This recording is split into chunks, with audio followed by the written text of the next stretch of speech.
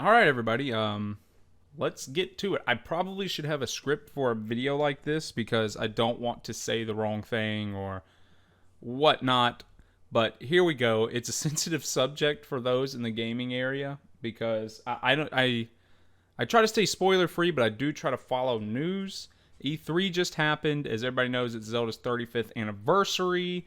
And Mario's 35th anniversary was last year, and we got a lot of big things for that. The Mario, like the Tetris 99 game, I think it was called Mario 35 or something like that, the Battle Royale style. The Game & Watch, Mario Bowser's Fury, and then the 3D All-Stars. There may have been even more than that, but that's just what I remember off the top of my head. So everyone expected them to be like, well, that worked last year. Let's just do a carbon copy of that. And, well, not 100%, right? So we got the Zelda Game & Watch, which I'm sure most of us could have predicted that based off the Mario Game & Watch. We are getting Skyward Sword. Is that supposed to be a stand-in for the Bowser Fury or the 3D All-Star Collection, right? And then what I have pulled up here, this is from Nintendo Life. You may be wondering why you're looking at this. And that's because of this quote from E3 right here. This year, the original Zelda game reaches its 35th anniversary. While we don't have any campaigns or other Nintendo Switch games planned, we've been working on this Game & Watch system as a special item to help mark the occasion and reflect fondly on the earliest days of The Legend of Zelda. I get that, right? Because this game is kind of a celebration of, is it the first three Zelda games? You got Zelda 1, Zelda 2, Link's Awakening. Those might be the first three. I think Link's Awakening came out before Link to the Past. Not 100% sure, but I think so. So I get that. I get where they're coming from. It does look awesome. It does look like a great way of celebrating the franchise. But let's be real. The Mario release was so hype last year that, I mean, anything less than something similar to that, fans are going to view as a disappointment. Though I love making these videos, though I love talking about it, I have tried, I don't know if I've always adhered to this, but I've always tried to take it with a grain of salt. And I was faithful to the Mario leaks last year and was rewarded as such. And I will be faithful to the release of the Zelda games until Breath of the Wild 2 comes out. If Breath of the Wild 2 comes out and we haven't got the ports, then they clearly were not in the works, or COVID changed things. I don't know. And so, this is the quote that sent the world into a titsy. And I will say that my first reaction when I read this, I was kind of sad. But that only lasted for about 30 seconds, because then I started to dissect and analyze the verbiage, right? So, it says that they don't have any campaigns planned or any other Nintendo Switch games planned. And I do think planned is a big word here, because weren't they playing down the Mario rumors? Didn't they say they didn't have anything planned for the Mario 35th anniversary, and then boom, they hit us with the 3-in-1? So I'm not being fooled by this, all right? So that was my first inclination, is like, wait, they waited until what, September to announce the Mario 35th anniversary? So that's kind of my cutoff point, is around September, October. I think we will hear something a little more concrete after that. And that was my gut, right? Like, okay, I'm going to wait until about September or October and see if they do a stealth drop. Maybe right now they don't have anything planned and they wanted to see how the internet would handle that. I don't know. I'm not on the inside, of course. So I went to see how are other people taking this, and I think probably the biggest conclusion people were reaching, they were saying, duh, Nintendo's going to say this. They literally have Zelda Skyward Sword coming out next month as of the filming of this video. So they wouldn't want, I've heard people say they wouldn't want to cannibalize sales, right? And then I've heard the other argument that Skyward Sword is probably the worst received Zelda game, at least mainline Zelda game, ever. I mean, maybe, I don't know how people felt about Zelda 2 when it came out, but when Skyward Sword came out, hated. And I know Wind Waker was kind of hated too, but as time has gone on, Wind Waker's been looked at as a classic, whereas people still hate Skyward Sword. So I would say Skyward Sword is in the running for top 3 worst received Zelda games of all time. So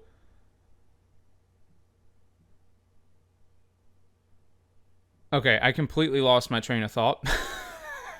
But I'm back. Okay, that was crazy. All right, that was like an out-of-body experience.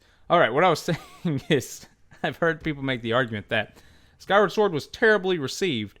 So if you're charging $60 for one terrible game, and then you're going to do the Wind Waker and Twilight Princess bundle for $60, people are going to be like, why would you buy Skyward Sword for $60 when you can buy those two for $60? That thought didn't really cross my mind, but it is a worthy point to add here. Another point that I've heard mentioned is, remember that they ran the Mario 35 and they ran all that stuff until like what, March 31st of this year. So I don't know when Skyward Sword is going, or not Skyward Sword. I don't know when Breath of the Wild 2 is going to come out. But if it did get an early enough release date, now I don't know if Nintendo's fiscal year is, was it March 31st or May 31st? I can't even remember. But if their fiscal year is like the end of March or the end of May or whatnot, then Breath of the Wild 2 could sneak in, and that would be considered a part of the 35th anniversary. Some jargon like that.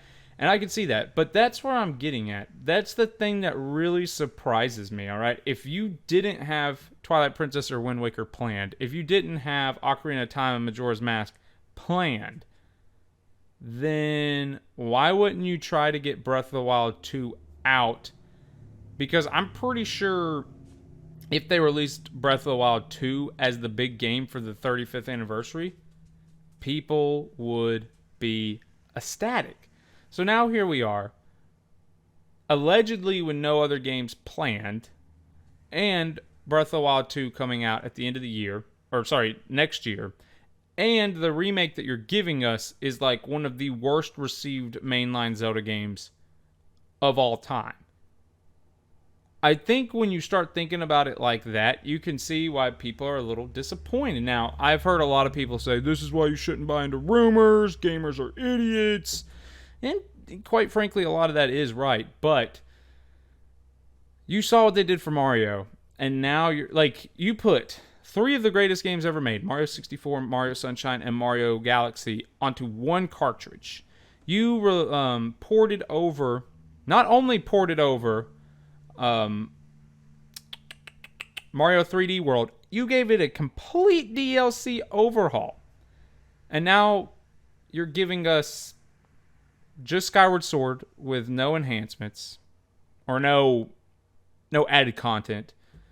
You're not porting any of the classics over. And Breath of the Wild 2 is a 2022 release date. This is why people are saying, this is underwhelming.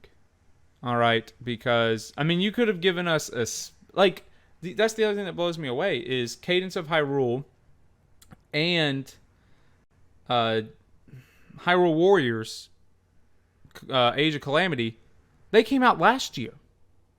So you had 2 spin-off games.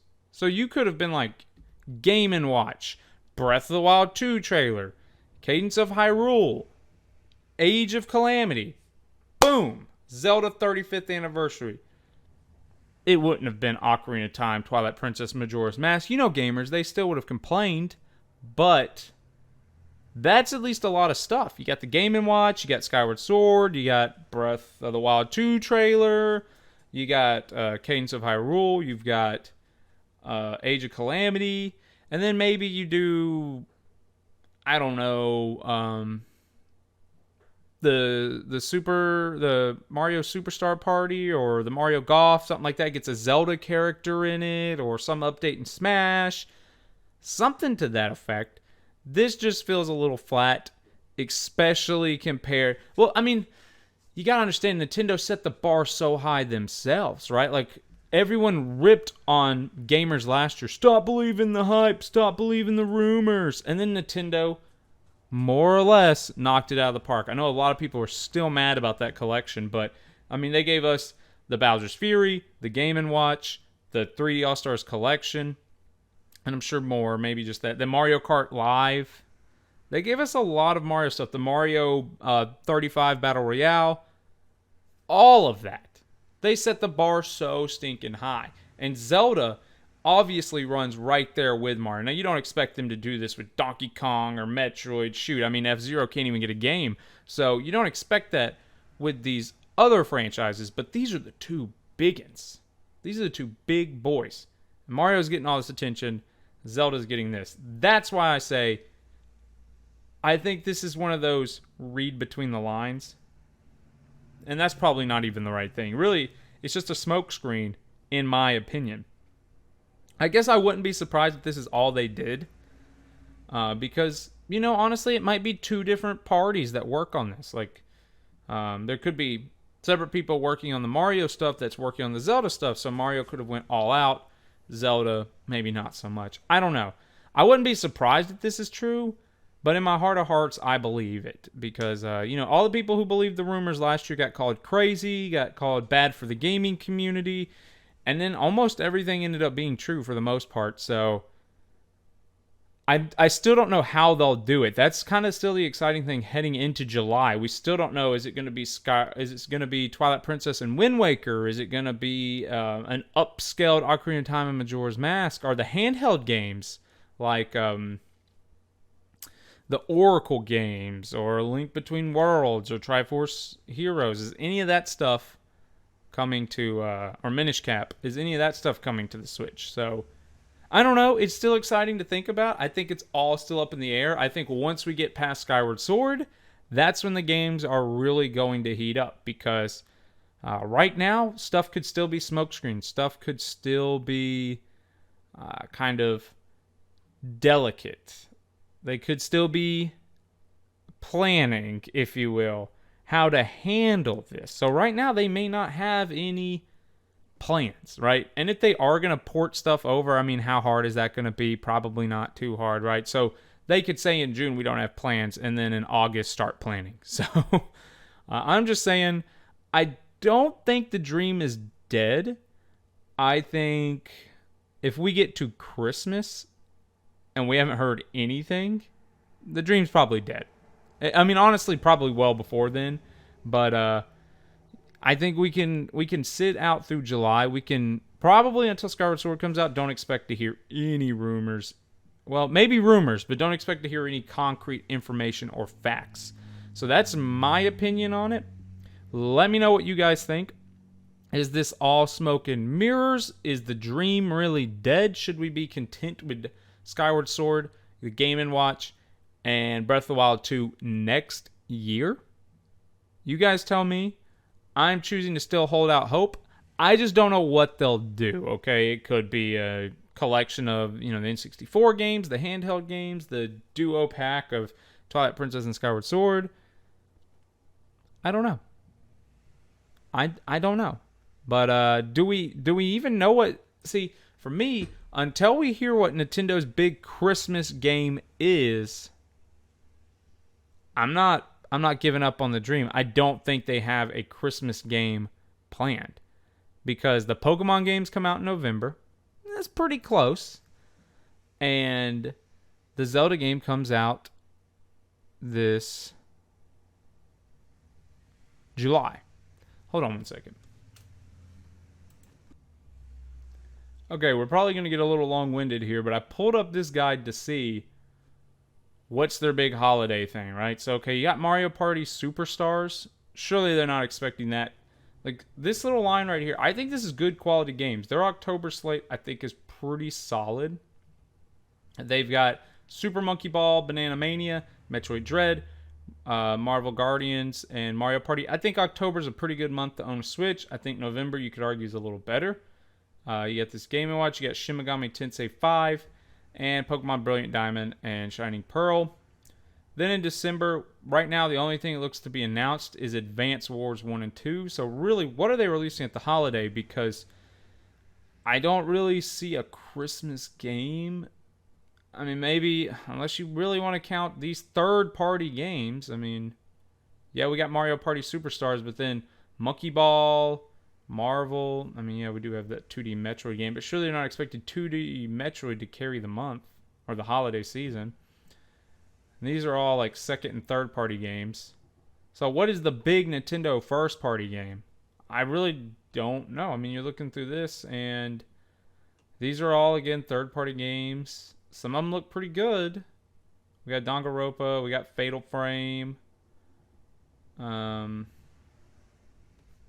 Let's see, no first party games.